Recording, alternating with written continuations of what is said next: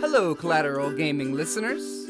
Chazzle Dazzle here from the Trial by Error Variety Show podcast. I just wanted to take a few seconds to invite you guys over to what we do. No, it's not video games, but we do invite really awesome and unique bands from all over the world. We dig deep into their souls and find really cool stories to tell you, and there's tons of music every week, so subscribe to us wherever you subscribe to your podcast. We look forward to having you.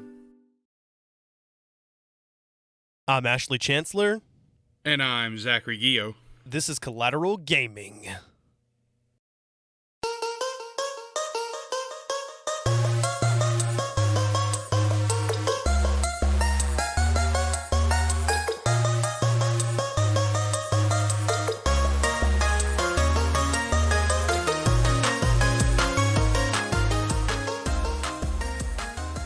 Welcome to Collateral Gaming, the only video game podcast that matters, where we talk about good games, bad games, and everything in between.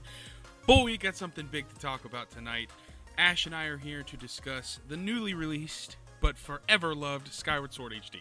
This is really exciting. This game is 10 years old, and it has never looked better. Ash has recently beaten the game, and I am almost done with the second half of the game, I guess. Because as of right now, we're going to go and remain spoiler-free, but later on down the line, if you guys have played the game and you want to hear all the juicy stuff that we're going to talk about in the latter half of this episode, that's when we're going to get into it. But Ash, how you feeling? It's been a while since you and I have gotten on the mic together, buddy. Yeah, it's been a while, and what better time than now to talk about it? I mean, this is your favorite Zelda game, right? It is. It is. When I saw the announcement a few months back, I lost my mind, and we both did. Oh yeah, I have not been disappointed for a second. This game has been spectacular. The quality of life improvements have made it sail far above its predecessor, and it has been one awesome part after awesome part after awesome part. It just keeps going. The game is phenomenal. The art style is beautiful. Story is immaculate. They just really hit the nail on the head with this one. It looks crisp, clear, and HD. And this is the first 3D Zelda game that we've had that is registering at 60 FPS. And it is beautiful. It looks so good. So, yeah, like Zach said, we're going to split this up into two segments. Most of the time when we do Game Lunch episodes, we make them spoiler-free so that we give our players a chance to play it. We were kind of on the fence about this because Skyward Sword's a game that's been out for 10 years. So, first half of the podcast is spoiler-free. We're probably going to talk mainly about the quality of life improvements and what HD does. The second half of the podcast is our chance to really get into spoiler territory because we haven't done that with Skyward Sword yet.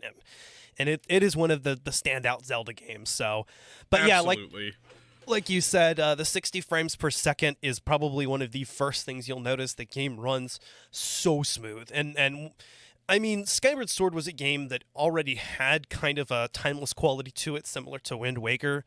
Yep. The graphics were cel-shaded and kind of have this impressionist art style going on, which they did by messing with the pixels from a distance and rounding them out. So the question comes to be, what exactly are they going to do to HDify it? And the answer is they have used some AI to determine how they're going to I think they were using AI to determine what they were doing with those pixels. So some of the closer objects don't look as impressionistic, but the farther objects look even better and still maintain that impressionist painting feel. And then, of course, with the 60 frames, it just runs so smooth.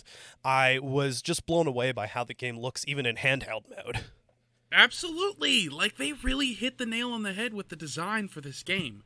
And don't get me wrong, the Wii version was spectacular. Like, it was something that nobody had seen before. It was something that hadn't been done with this kind of art style, and it was beautiful. And really what they did with this remaster, they smoothed out all of the jagged edges.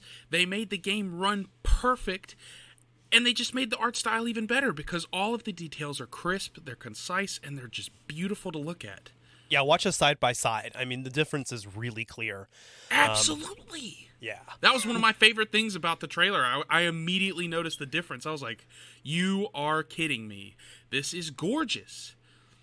And I got Yeah. severely emotional. I mean, we were watching the direct. I think it was you, me, and Megan. We were all sitting at our computers, and this was before I bought my PC, my upgraded one. Yeah. And so I was on my crappy little laptop. Yeah, I remember, man, when we lost our minds when that was announced. And Oh my god, yes. the game, as far as the gameplay goes, it's mostly the same. Not much has been changed when it comes to just the way that the game plays and what happens. But what they have done, of course, is we've gotten the HD upscaling of the graphics.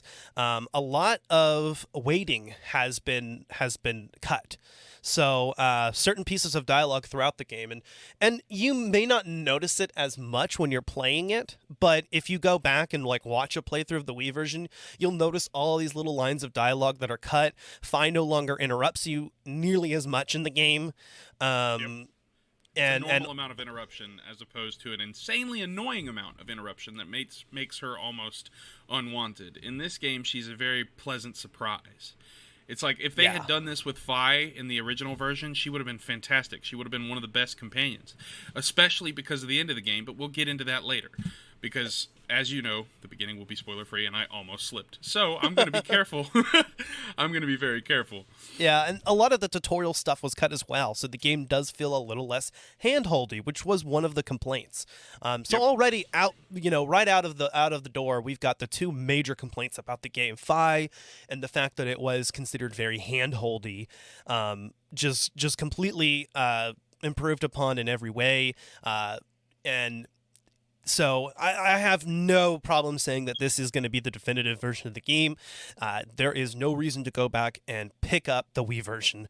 If you've got a Switch, you're going to want to play this one. And also, the game introduced button controls. That was the other thing that was, as a lot of people felt like Skyward Sword was gimmicky because of the motion controls, which I never had a problem with. I liked the motion controls, but the reason I'm glad that they added the button controls is because I have a Switch Lite, so I play in handheld mode all the time, and the motion controls are actually pretty good. I didn't have very many problems with them. I know you didn't like them as much. You preferred motion. Yeah, I wasn't a huge fan of the button controls, but I do think that it's good that they're included to give people that choice. I was always a fan of the motion controls. I never had a problem with them on the Wii. I thought they were innovative, I thought they were brilliant, and I thought they made the game a million times more fun. So when I saw the announcement for the button controls, I was happy, but not for myself. I tried it. I honestly did, but I didn't like it. Because I thought part of what makes this game so unique is the aspect of using the motion controls to solve your problems around you. Whether it's fighting a bokoblin, or solving a puzzle, or confusing an eye in the Skyview Temple. That's not a spoiler. Everybody knows about that at this point because it was in the original trailer. Yes, it was. And so from all of that stuff being added to the uniqueness of the game, I always wanted to, master the motion controls. And once I did, it was just perfect. To me, there's no other way to play the game. But to each his own. You have to play in handheld mode, which means you had to use the button controls, which means you used them throughout the duration of your journey, and you probably got used to them, and you probably learned to love and appreciate them. Some people didn't finish Skyward Sword because they really couldn't get used to the motion control. So if that's you, you're in luck. We've got button controls. I liked them. I played them all the way throughout. I recommend, though, if you're playing with a set of Joy-Cons, try the motion controls, see if you like it, because I have heard that they're more precise, although I have also heard that they do require a little bit more calibration than the original did. And I remember as it was, the original did require calibrating itself once in a while, but... They do, actually. When I approached you with that problem, I hadn't really found a proper way to sit and play the game or stand and play the game.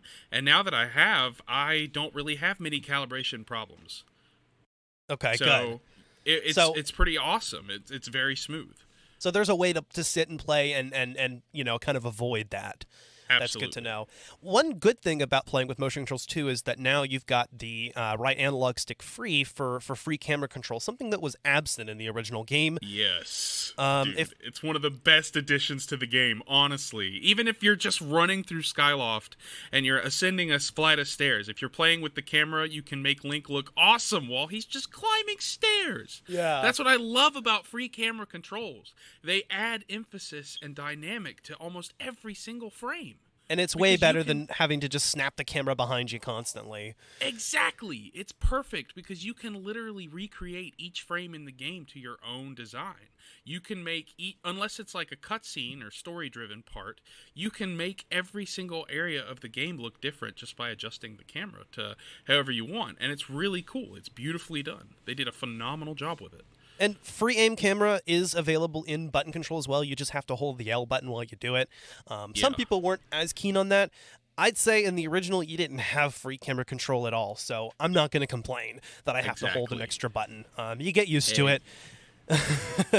Exactly.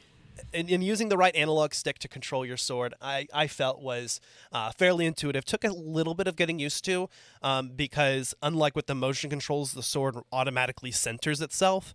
But what I did like is that the flying and swimming and steering, that's all done with the left analog stick, at least in button control mode. I don't know how that was handled on the motion. Is it still controlled by motion when you fly? It's controlled by motion, absolutely. And it is so much more crisp, dude. Flying with a loft wing with the Joy-Cons is so much fun. I love it. And there's also, that mini game where you have to use dowsing and you have to use Scrapper to find the fun wheel? Yeah.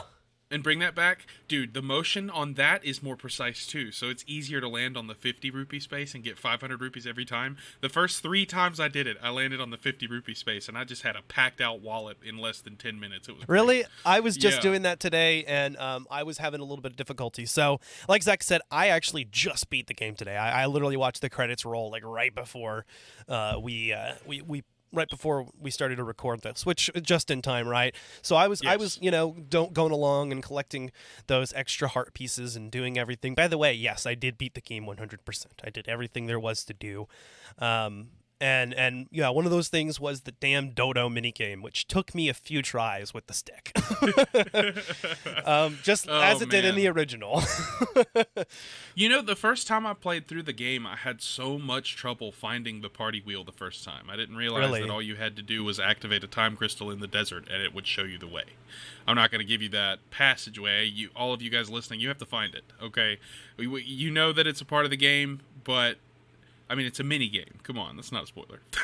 Right. It's a mini game where you can just pack your wallet out. It's great. If you win, you get 500 rupees every time, and it's pretty awesome. I don't remember. You did everything in the game, so how many rupees could you hold at the end? 9,900.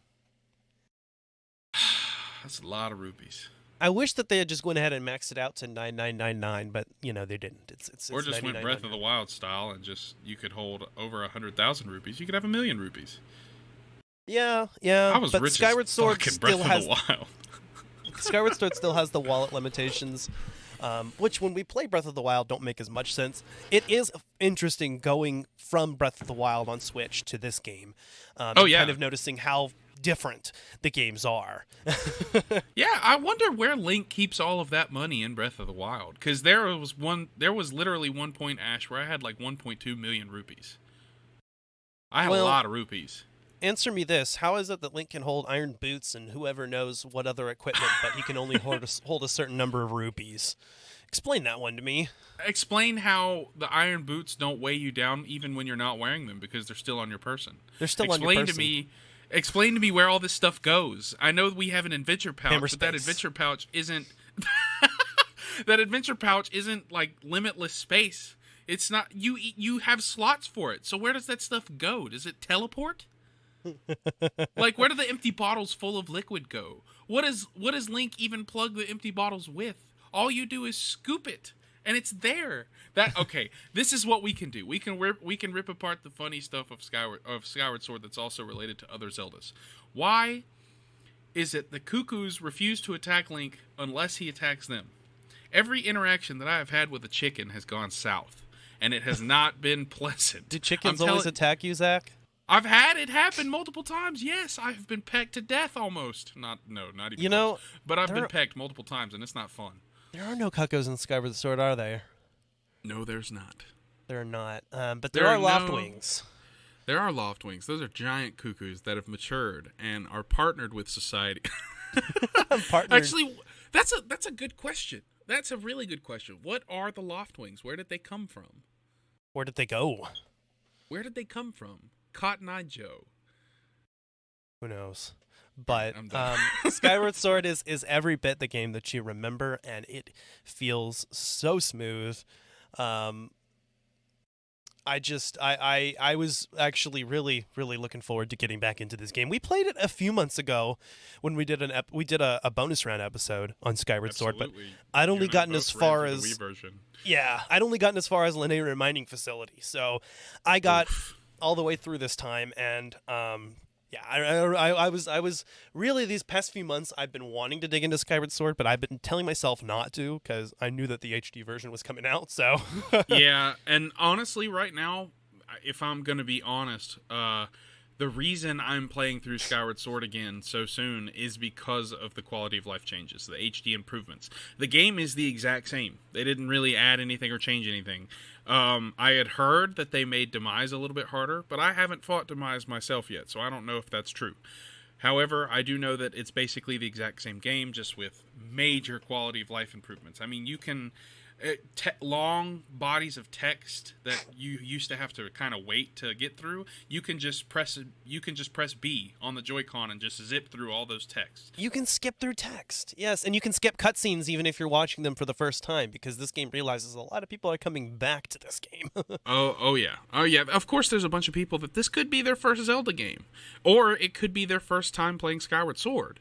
You know, so those people obviously aren't gonna skip the cutscenes because they're amazing.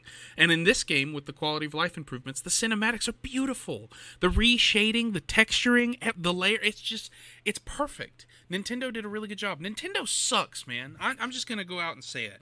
Nintendo is a terrible company right now because they make the most beautiful products.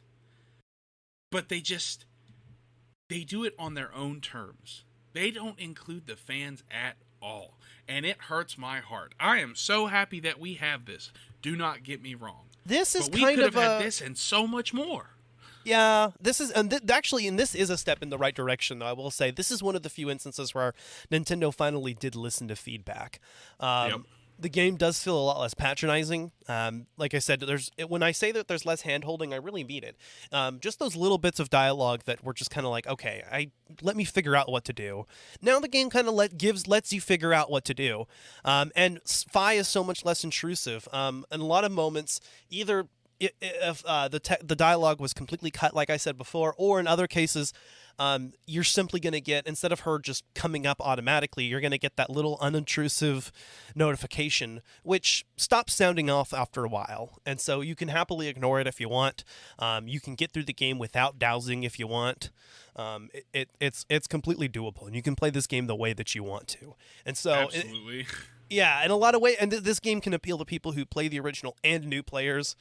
I will say, having played the game before, and maybe it's just because I've played the game before, because I remember dying a lot originally, and I didn't die a single time in this playthrough. I honestly thought it was too easy. Maybe I'm just too good at Skyward Sword now. Maybe I played it enough, but I haven't died either.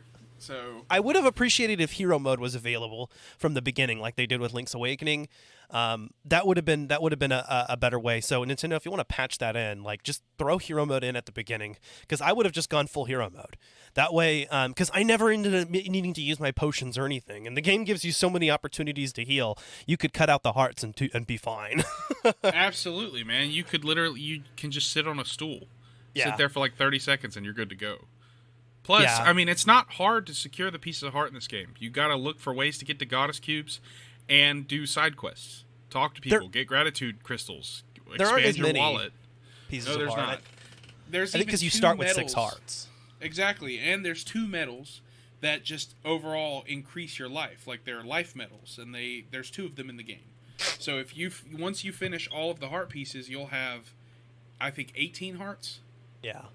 Those last 2 slots are for the life medals, which I had equipped by the end because I can't stand having 2 hearts missing. Oh hey, I just got a Shine Sparkers notification. I know we're talking about Zelda, but Metroid is also around the corner. Ooh, I'll have to save this and send this to you because it's a really, really beautiful shot from Metroid Prime.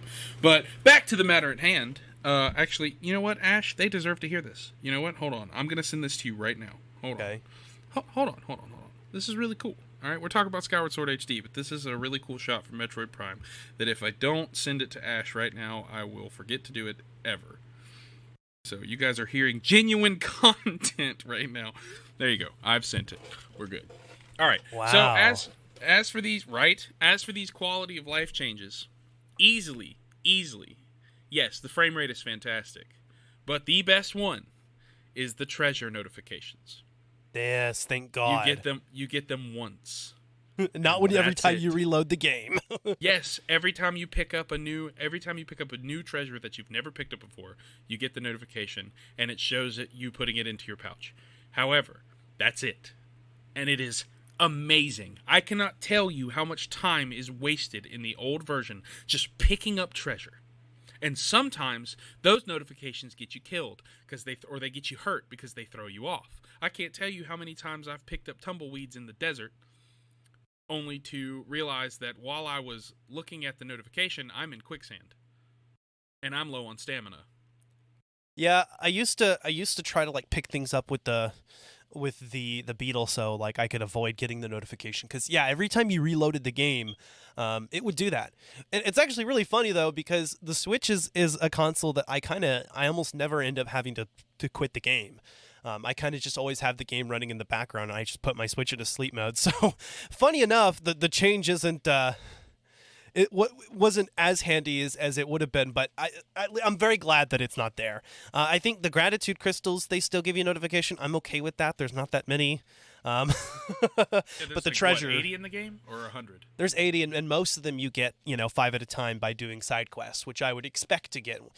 But it's the little individual ones you have to pick up, and I'm okay with that. Those ones don't bother me. Those are at night at Skyloft, right? Right. But not having to reload, I remember Twilight Princess had started that with the fucking rupees. Skyward Sword had fixed not doing the rupees every single time you picked one up after reloading the game, but then they did it with the treasure, and it was kind of like, come on, Nintendo, why would you do that? Like, well, what went through their mind that they were like, every time someone reloads the game, let's have it redo the whole like menu thing. Whose idea was that? I don't know, but I'm glad they removed it. Yep. The game is a lot more streamlined now, because not only can you skip, and not only has a lot of the dialogue been cut or is optional, but no more breaking the pace by forcing your screen to pause while you collect something that you've collected 20 of already. Yeah, it's absolutely wonderful. It is just a beacon of hope in a dark old version of a game. Yeah, but I'm really happy with this overall new adventure, because it's the same game, but it's just so much better. It's so much brighter, so much more fluid, so much more enjoyable. The character updates and how their faces look change the overall feel of cutscenes. There's more emotion in their faces. You can see how they're feeling without having to like really focus on it. You get the full effect of the story that's happening as it's hitting you. Yeah. Fi doesn't look nearly as stupid singing. And the cutscenes are so beautiful, man. Oh my gosh. And that beginning cutscene, they actually re-rendered. I found that out because I was watching a video and someone pointed out that they don't actually like play at the same speed. And so what that suggests is that they use the original files, which I guess they had laying around, and that's supposedly kind of rare. And they re-rendered that beginning cutscene, and it does look a lot better. It does. It really, really does. And I mean, I guess it needed it, but it just adds to the overall improvement of the game. I am kind of sad that they left the imprisoned fights in there. Well, that's three of them. Part of the game. The prison fights aren't so bad if you just jump on his head and smash the spike in. That's what I do. Yep. I can usually get him done in like a minute and a half, So that's not too bad. I did like that the controls have been tweaked a little bit, to fit the Switch's style. Because and the Switch has more buttons than the Wii did. So even with the nunchuck, not like a huge difference, I guess, when it comes to gameplay. But I think I did prefer the controls a little bit more in this one. I mean, for one thing, it is a little bit. They made it a little bit more similar to people that have played Breath of the Wild. Will be happy that the run button has been dedicated to B now. Because that way that's not going to be confusing. So although you may, like I did in the beginning hours of the game, keep trying to hit X to jump. Yep, I did. And it took me a while to get used to flying and boosting with the loft wing. And whipping out the harp and stuff. It's just remembering where everything is. And it's still better. But with running and the action button on, attached to different controls now, I think was actually an improvement, right? Because before, if you were you had to hold down A to run up the block, but you also had to walk up to the block and hold A to push it. So now that those are separated, I do think that it makes the game easier to play. Absolutely. I'm yawning. Woo! I kind of wish that they had tweaked the stamina a little bit, because I do feel like the whole stamina running out does get annoying how quickly it runs out. And in Breath of the Wild, they made stamina expandable. But, I mean, just carry some stamina potions with you and you're golden. Yeah, I usually don't ever buy potions, period. I mean, this game is too easy. You really don't need it. You don't. And I figured out how all the timing works. Dude, just for fun, I did the entirety of the Lanayru Silent Realm while being pursued. I purposefully activated the Guardians and just let them chase me around while I collected Dusk Relics. And it was awesome, because I figured out how they work. I figured out their exact movements and whatnot. And we've pretty much hit everything that's not in spoiler territory, which is great because we have a truckload of stuff to talk about. Ash, do you have anything else you want to say about the overall improvements of the game before we move on, or do you want to just go ahead and hit the ground running? Well, Skyward Sword HD, like I said, is certainly the definitive version of the game. Do you need to pick it up as a Zelda fan if you've played the original? Maybe not, but I enjoyed. Yes. If you don't have a version of the game, this is definitely the one you need to get. If you're itching to get into Skyward Sword again, then yes, I would definitely pick this up. It's and you get to play it on Switch. You can take it with you where you go. It's going to be an overall much better experience. And Zach says you absolutely should get it. Yes, 100%. Even if you're not a Zelda fan, if you've never played video games before, buy it. Buy the game. Play the game. Buy the game. Well, if you've never played this one before, then yes, you should get it for sure. No, if you've never even seen a Nintendo console, buy the game. Just buy it. Buy it. Just play it. Just buy it. Courtesy of Nintendo. Just kidding. They don't sponsor us. Not yet. Yeah. Skyward Sword HD, in every way an improvement over the original, and yeah, I would definitely recommend this. And Skyward Sword, I when I first played it, actually was when it first came out, it was my favorite Zelda game at the time. In retrospect, I've kind of changed that opinion a little bit and shifted some things around, but it was great to get back into it, and I definitely think that the game is going to rank even higher with this version of the game out. Absolutely, and it definitely does justice to the origin story of one of the best series of video games. And it's just, the story is immaculate. We're going to get into it here in a sec, but it has one of the best stories of any video game I've ever played. The connection between the main characters is just so surreal, and how you feel going on your journey to make sure that everything is done, to take care of everything, facing all the villains that you face along the way. It's an emotional experience. It's a dive. It's a lot of fun to play and get into. And when it came out, I was taken aback by just how beautiful the game really was. And now it's even better because it's crisper, it's more defined, it's treated with respect, and we're given options to enjoy it in different ways. And that's what it deserves. Nintendo's taking a step in the right direction as far as listening to the community and listening to feedback, which makes me even more excited for Metroid Dread. That game is going to be amazing if Nintendo stays on their course. You know what I'm saying? Yeah, on the present course. Oh my god, that game is going to be amazing, dude. Oh my god, I'm dreading the wait. So, if you enjoyed the original, you're going to enjoy this one, of course. Even if you didn't enjoy the original, some of what annoyed you about it has been greatly improved upon. So I'd recommend giving this one a try. And I think a lot more Zelda players are going to go back and play through Skyward Sword now. But I guess that'll be the end of our spoiler-free section. So if you haven't played the game and you don't want to be spoiled about story details, then stop listening right now and listen to the rest of this once you beat the game, or This is where I'm going to activate my magic powers. If you haven't played this game, you will no longer hear. I'm just kidding. But yeah, seriously, we're about to dive into spoilers, guys. If you don't want to have the story spoiled, you don't want to have your heart broken, go ahead and click that little stop button. But if not, you can dive right in with us because we have an awful lot to talk about. Yep, and we'll be right back after this trailer cut. Da-da-da-da!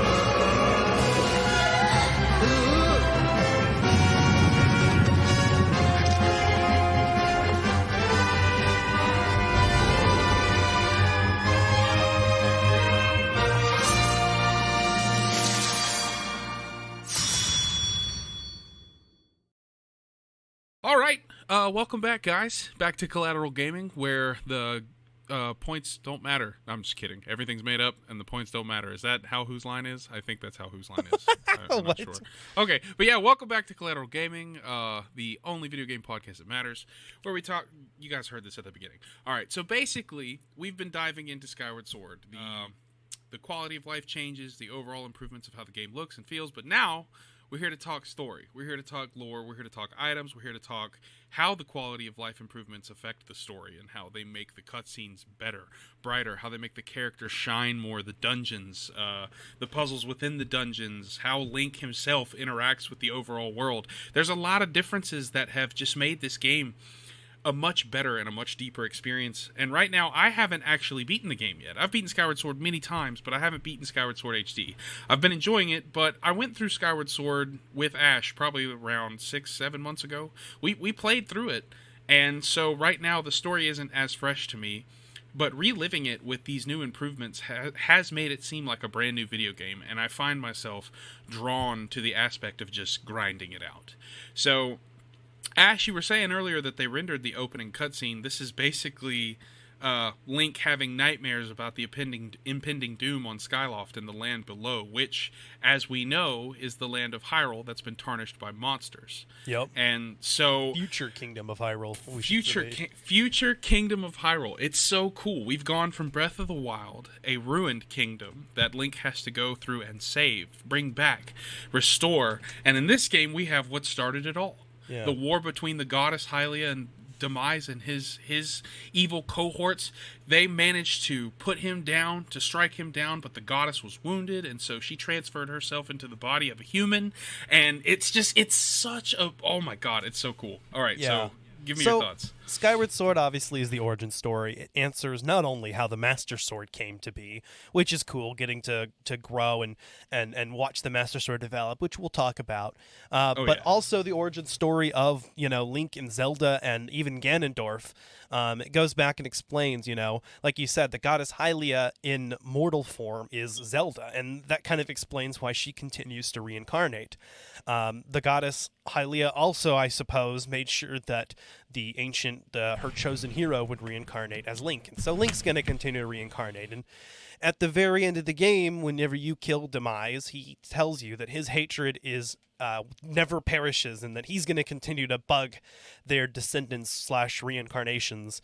And so that is why Ganon comes up later. So honestly, it's man, all explained. that's one of my favorite parts of the game. He's like, extraordinary.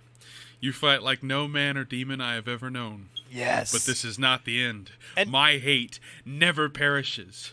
Oh my gosh. And he starts talking about how he will exist in a bloodline that shall constantly come back for vengeance.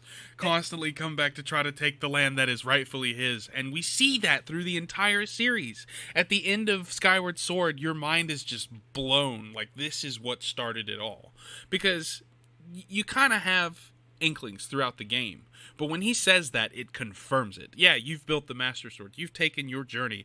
But once you get to that part, that is what confirms that this is the beginning of it all. Well, and you don't even know who Demise is for most of the game. For the majority of the game, it's the Imprisoned. And then you find out that the Imprisoned is Demise's sealed form. And he finally comes up, and he does look kind of Ganon-esque. He's got this, like, flaming hair, which is reminiscent of Ganondorf's red hair. And he honestly looks even awesomer in HD. I really loved the detail. And to answer your question earlier, I do think that they made him harder, because I remember recently when we did our Skyward Sword episode, I said that I only got it to Linear Mining Facility. Well, I also had the game from before, a playthrough from before that I hadn't quite beaten, so I did back then a few months ago play that final fight, and I don't remember dying. I remember getting through it pretty easily. This time I was on the brink of death. I had to let a fairy revive me, so I do think that they made the fight harder. I not 100% certain, but it definitely felt a lot harder to me. Well, also, that was the first time you were attacking the fight with button controls. True. But if anything, the button controls to me were more precise than the Wii's motion controls. Now, I haven't tried the motion controls on the Switch yet. I've heard that they are more precise, too. But that is true. But once you land a successful hit... I'm sorry for interrupting you. I didn't mean to cut you off. No, but once you land a precise hit, it's easier with the motion controls to swing faster and get consecutive hits, whereas with the button controls, you have to flick really fast with your thumb after landing a precise hit. And it wouldn't be quite as fast unless you've just got that knack of flicking your thumb, which now that I'm doing it without a Joy-Con in my hand, and it feels very silly. It looks like I'm trying to pack a can of dip. Yeah, and it is... I remember in the original game it was easy to trigger a spin attack by mistake. If you accidentally moved your left hand, it was going to do it. In this game, you still kind of have that problem with the button controls, because if to trigger a spin attack, you flick the stick back and forth a couple times, so it's like right, left, right, or up, down, up, either which way. And so if you're going back and forth, especially like the bamboo cutting game, it is a little easy to trigger that by accident. So I will say that, but I did feel that the button controls were a lot more precise, and I was able to really tell Link what I wanted him to do. And I also found that if you slow yourself down and don't try to just keep attack, you're going to have an easier time. The enemies actually do give you that second of an opening, like the bokoblins. So maybe I was finally playing the game right for the first time, and actually like not just like swinging around wildly, but sort of actually strategizing and waiting and taking my time with them. But later on in the game, when you're fully powered up and you've got your true Master Sword, a lot of the enemies are going to go down in just a couple hits anyway. So I do like that scaling and how the enemies do get easier as your sword powers up. Yeah. Yeah. But you also do get more powerful enemies along the way, like those giant moblins that come through with the shields that you can cut up. Yeah. They're tougher to take down, but the True Master Sword wipes them out too. So what am I even saying? Yeah, the True Master Sword cuts enemies like sliced bread. It is amazing. It cuts through them like butter. It is awesome. And that, of course, you do get your Master Sword cutscene with your da da da da. And one of my favorite parts of the game is when Zelda blesses your Master Sword and makes it the True Master Sword, and that's when it plays that music. Oh yeah, and honestly, that right there, once you get the True Master Sword, which is right before the Song of the Hero, it's perfect, because that's the perfect time right there to do everything in the game. Because you have the most powerful sword, you have time to explore, and the Song of the Hero is a little bit of a momentum killer, and so use that killed momentum to collect everything, because going off to do side quests is a momentum killer anyways. You know, because you're taking the time to do everything anyways off to the side. And with the True Master Sword, enemies don't stand a chance. So you can do it all quickly. Yeah, there is a lot of side quests to do, and I actually kind of have, and I talked to you about this earlier, I have a good counterpoint to the whole Song of the Hero as a momentum killer. A lot of people talk about how it sort of it does seem to sort of halt the progress in the game, but I like it, because up to that point of the game, it was just dungeon, you know, and it's the same thing. You go to the same 3 areas, you know, twice in a row, and you just, you know, go find another dungeon. So it's a nice way to break up the pace of the game, and not only that, but the Song of the Hero, some of the sections of that are some of the best non-dungeon moments in the game. We've got that whole stealth section in the Elden Volcano region where Link loses all of his items, and it sort of forces you to strategize, you know, to think smart, and also reinforces that, you know, that whole dependence on your items that you've had up to this point. Yeah, absolutely. The flooding of Farron Woods, that was cool. To change up that whole section and make that whole environment into a completely new area. A lot of people aren't fan of the Tad Tones thing, and I get that, but I like it. Yeah, I thought it was cool, and I just like being able to swim around Farron Woods. This time I went ahead and drank an air potion for that, and that made that section actually a lot more fun too, because I didn't have to worry about air for a good solid, like, however long the potion medal extends that 3 minutes to. I'm not sure. It's a long time. Really? Yeah. I need to try that out, because I usually go through the game without potions, but I guess if I did it in hero mode, then I'd have to get potions. I usually, you know, I've skipped out on potions before too, but I thought, hey, I'm going to actually try this potion out during the section of the game that it makes sense to use it. And actually, yeah, I felt like I had a much easier time collecting. I had most of the Tad Tones collected by the time the potion ran out. By the way, that's the best way to go through the Thunder Round as well, I figured out. Go ahead, because you can't take your pouch items with you, but if you drink a fully powered up Stamina Plus potion and a Guardian Plus potion right before you do the Thunder Round, that's going to last you like a good 7 battles, or it did for me. That's interesting. I've never thought about that. I have never gone into the Thunder Round with any potions. I just did it. With the potion medal in, yeah. Yeah, dude, I'm telling you. Do you remember when I beat Coloctos in what was it, like a minute and 40 something, or 2 minutes and 42 seconds? That's what it was. It was 2 minutes and 42 seconds I beat Coloctos. I was so proud of that time. But I did. Now that I think about it, with the improved motion controls, I could probably beat that time. But yeah, I did Scaldera in 49 seconds, and that may not have even been my best. That was just recently, like today. I did that, and Scaldera is probably the easiest boss in this game. You can beat him in less than a minute. All the imprisoned fights can be done in just over a minute by jumping on his head and smash, smash, smash. Sorry, I was fighting a yawn. Yeah. The other part of the Song of the Hero, that Lanero section, I actually like too, because it involves a time travel puzzle with that Tree of Life thing sapling, which is kind of really cool. It's relaxing puzzle, because you're just kind of following the time stone, and it's kind of protecting it. Aha moment. You're like, this is a tree that matures for thousands of years. Huh? How am I gonna? Oh, I can plant it in the past, and then when I come back to the future, it's fully matured. Yeah, dude, it's really cool. I love it when they do little time things like that. They kind of do that in the Oracle games too. In the past, you can plant these things called gacha seeds. Yeah. And when you go back to the present, they're fully grown trees with seeds and that have like rings and stuff inside of them. Yep. It's really cool. But the Tree of Life puzzle is kind of nice. It's relaxing.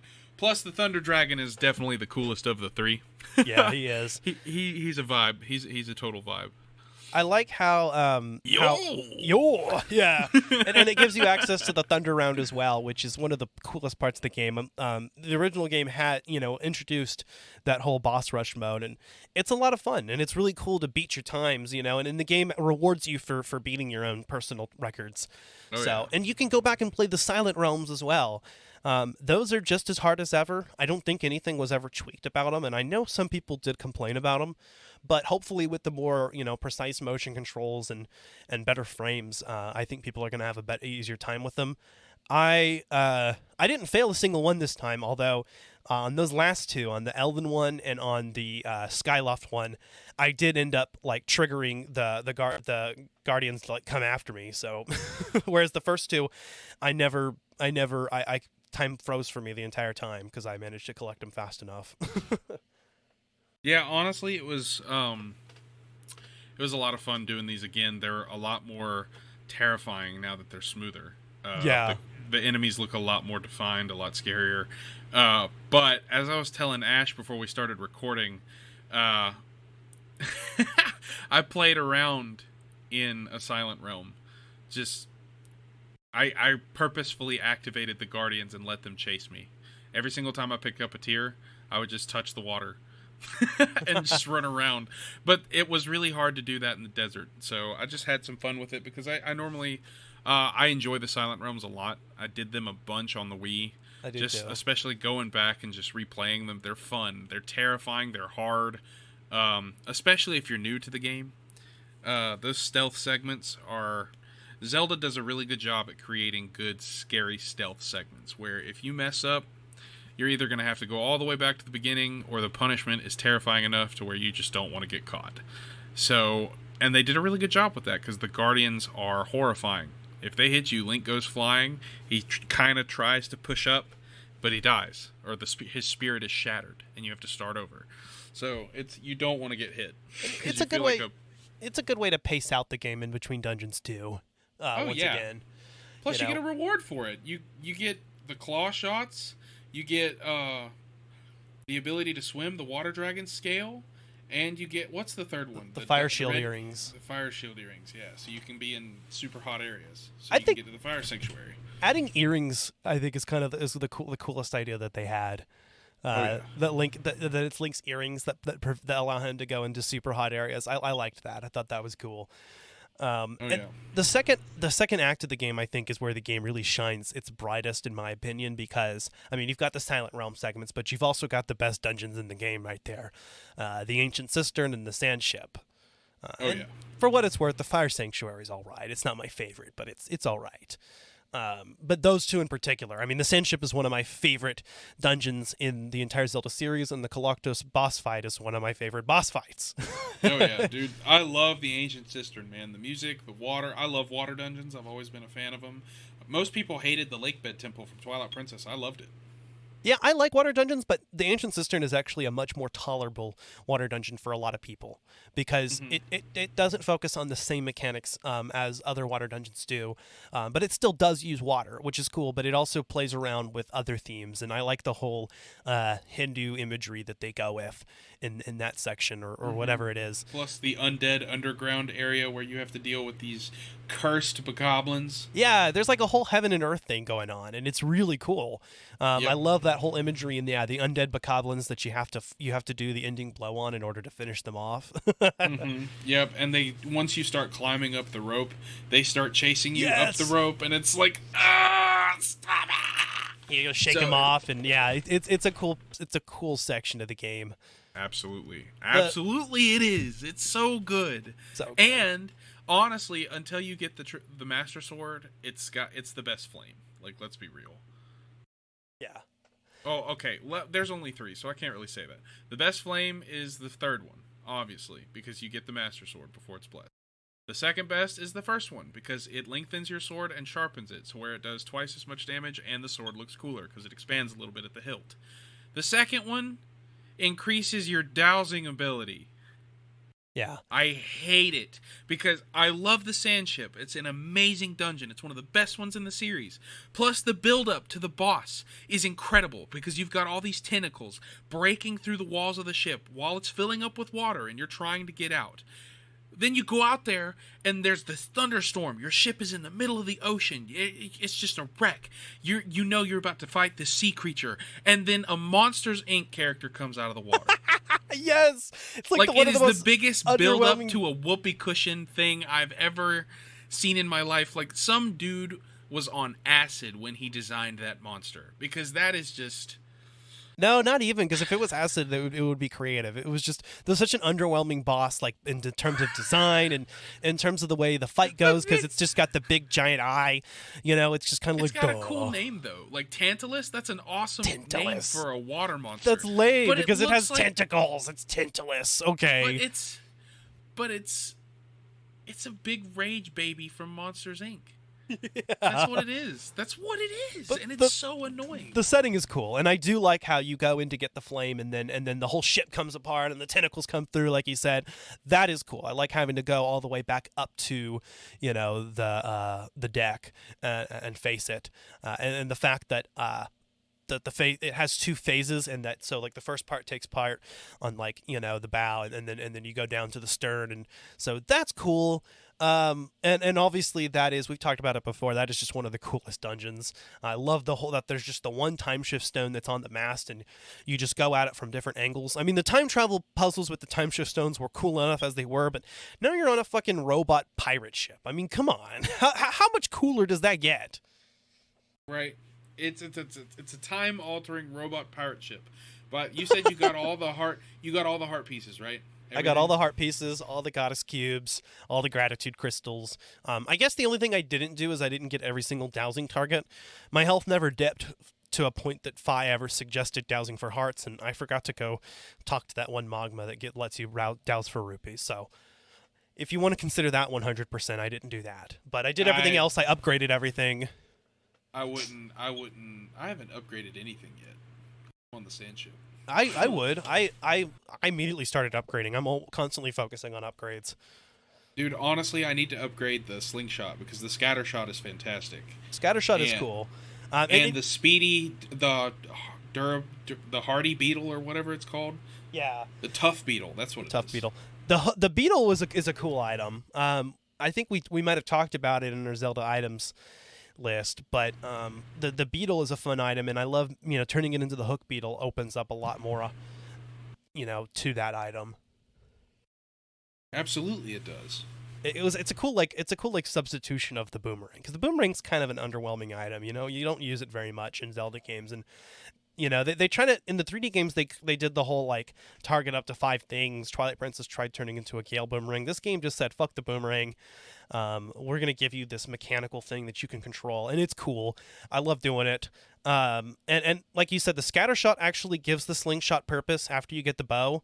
Plus, you don't get the bow until much later in the game, so you're relying on it a lot more. So I do like that they did that. The weapon, I mean, the items, there aren't that many items in Skyward Sword, but they definitely feel better utilized than in other games. Oh, yeah. And let's be honest, the pirate, the captain of the sand ship that you have to fight in order to get the bow, that's one of the best mini-bosses in the series. Right? Why couldn't that guy be the boss? He's cool. I like him.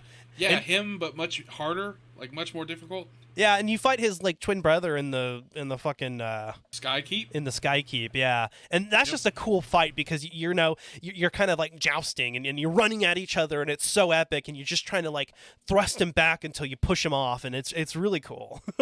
Oh yeah, and they have a little cutscene of him like almost falling off, and then he falls off, and he's like, ah! And he just explodes. Yeah, and that dude stuck around for like thousands of years, so props to you, bro. Yeah, but now you're dead. But now you're dead. You have served your glorious purpose, which, by the way, I finished Loki today. Oh, you did? It is spectacular. Oh, I know it is. Show was amazing, and I am so mad that there was only 6 episodes. You know what's funny? While I was playing through the Ancient Cistern, I was like, I had the assembled episode for Loki. You know, those behind the scenes episodes they have on Disney Plus. Yeah. I had that playing in the background, so I'm like listening to that while I'm playing through the Ancient Cistern, and it honestly was a cool vibe. Just want to throw that out there. Loki is really good. You guys should go check it out. It's probably one of the best things to come out of the MCU, hands down. Yeah, it's really, really good. But no, also, I'm not going to say anything about that show. This game is quite a bit more cinematic, I felt like, than other Zelda games had been up to this point. Obviously delving into the relationship between Link and Zelda quite a bit more. I mean, she's a flirt, she's a tease, and you really feel the connection between them, and you know that Link is going to do anything to get her back because he loves her. Exactly, of course. Like, she was going to kiss him when they were flying through the air. And she was about to tell him, she's like, there's been something I've been meaning to talk to you about. Like, dude, she was going to tell him that she loved him. I know. And then the black tornado. They're so perfect for each other. We like need childhood a friends Sword that just sequel. Naturally developed a relationship. We're talking over each other. It's because we're both excited. Absolutely. Go ahead. What you were saying? Go ahead. Yeah, the chemistry between Link and Zelda is spot on in this game, and yes, I had to turn down Beatrice. Broke my heart to do it because she's so sweet and cute, and I actually created a duplicate save file where I did confess my feelings to her so I could have that little moment of happiness. But nah, in my main playthrough, I turned her down because Link isn't in love with her; he's in love with Zelda. Absolutely.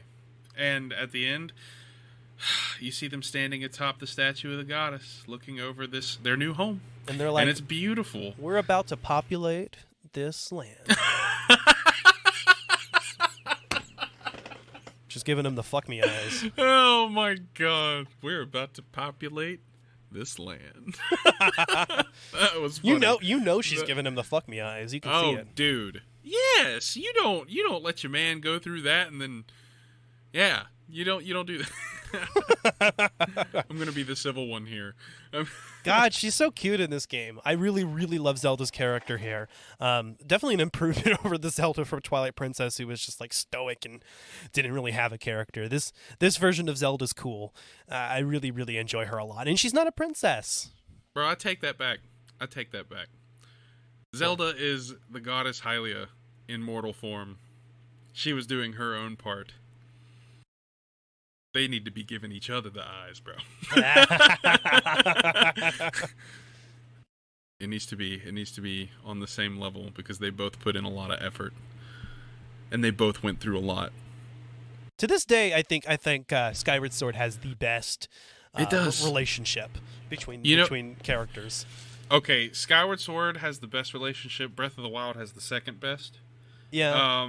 But Breath of the Wild story is kind of cheeks. I think it will be great once Breath of the Wild 2 comes out and links it all together. Because I genuinely think they're going to give us a game at some point where Link and Zelda are together. And we're going to see it. That would be cool. I think it's going to be Breath of the Wild 2, man. I don't know. I feel like the games also have purposely left it open so that, Link always has multiple love interests. And in this game is no exception. They totally heavily hint at Link and Zelda, but you can also completely admit your feelings to Beatrice. And Fi says something like, if you scan her, she'll say something like, I recommend you don't tell Zelda about this the next time you see her. Uh-oh. Uh-oh. Uh-oh. Yeah, I always turn down Patrice. I feel bad. I did it the first time, and I felt bad about it. I felt like I was cheating on Zelda. Is that weird? No, because that's why I always do it, because I don't want to be adulterous. She is cute, Zelda's though. My lady. She's like, bye. Bye. But at the same time, the best character in the entire game is, though? Who? Hands down. Girahim? The shopkeeper. No, well, Girahim is fabulous. I love Girahim so much. Like, your first encounter with him in the Skyview Temple is one of the coolest moments in Zelda history. He's so fabulous. He's full of so much character and charisma, and he's just such an interesting villain. He's a better villain than Demise, actually. he has put more charisma and character into the Zelda series than a lot of these villains. I'd say him, Vati, Zant. Zant is cool because that whole twist at the end with Zant. Zant is just nutty, man. Zant is off.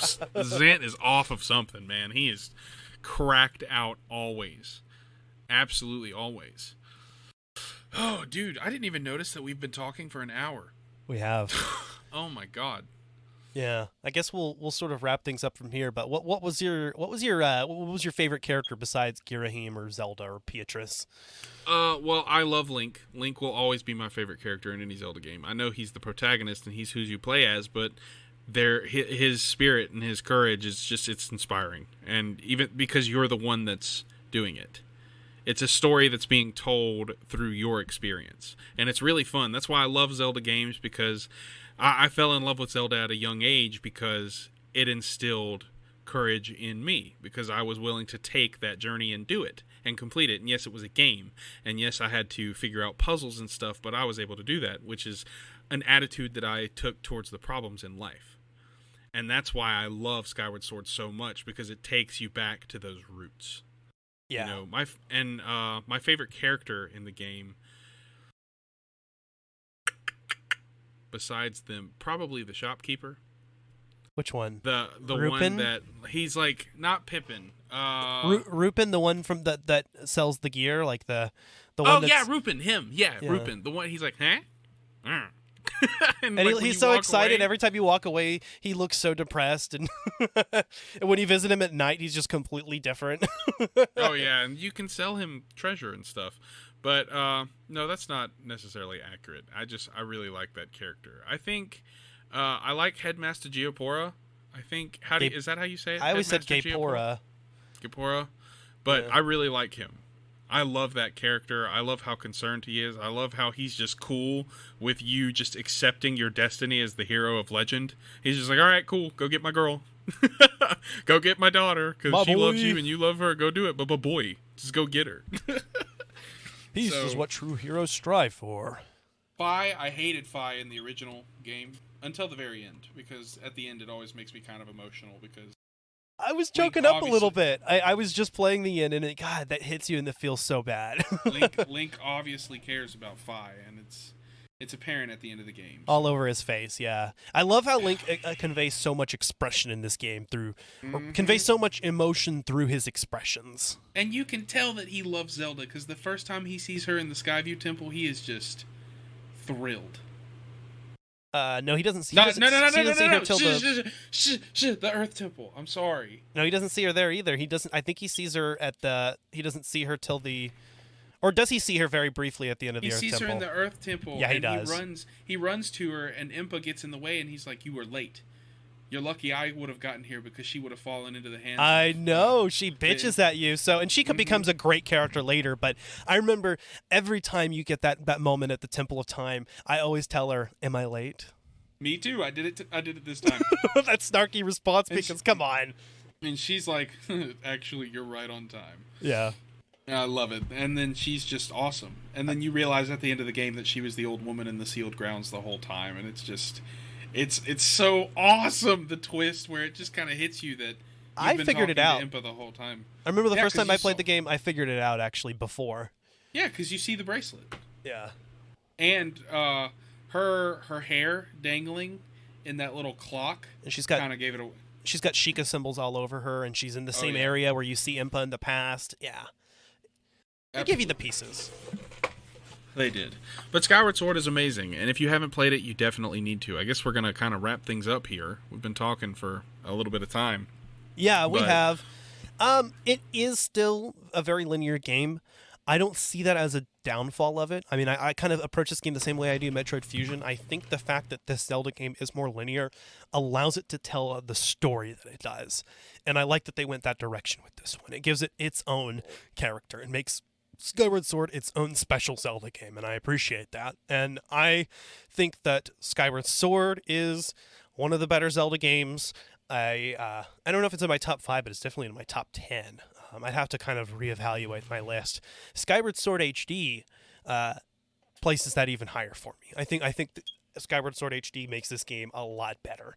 I enjoyed the quality of life improvements. I enjoyed revisiting the game that I already loved.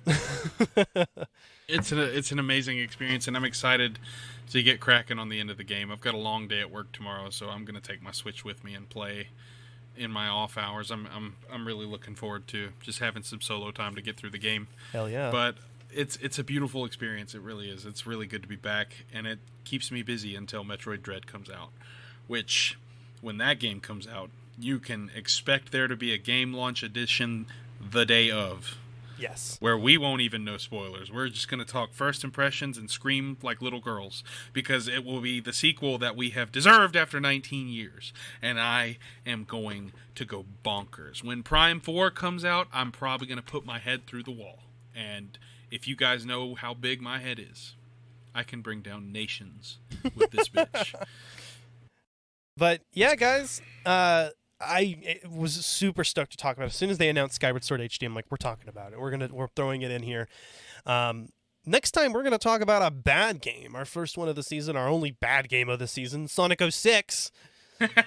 Yes, the bad game that had good intentions, but none of them conveyed. So that's coming up next, Sonic the Hedgehog, and then our season finale on Beyond Two Souls and Heavy Rain. We're going to kind of compare and contrast the Quantic Dream games. We'll be ending the season there, and we're going to be announcing what our season premiere is on that season finale. We've already mentioned it once in this episode. I'll give you that much. It's probably not hard to figure out. Oh, yeah. Okay, but yeah, I'm not going to say anything. Thanks for listening, guys. Thanks for listening, and if you enjoy Collateral Gaming, check out the season finale of Collateral Cinema as well. We're going to be talking about The Interview, and I'm really excited to release that episode. And then that's going to be the end of that season, and we're going to be heading into season 5 of Collateral Cinema and season 4 of Collateral Gaming. Make sure you follow us on social media. We are on Twitter, Instagram, and Facebook. We do have a Patreon where we release exclusive Let's Play commentaries. During the break, I do want to continue releasing bonus round episodes bi-weekly, so we'll have that. But for the most part, we're going to kind of recharge our batteries in September, and we'll pick back up in October. But don't worry, we've still got the month of August to wrap up Season 3 of Collateral Gaming. You can find us wherever you get your podcasts. We are on Apple Podcasts, Spotify, Google Podcasts, YouTube, wherever you get your podcasts, wherever you're listening to it right now. And if you enjoyed this episode, please leave us a 5-star review on Apple Podcasts or feedback on your platform of choice.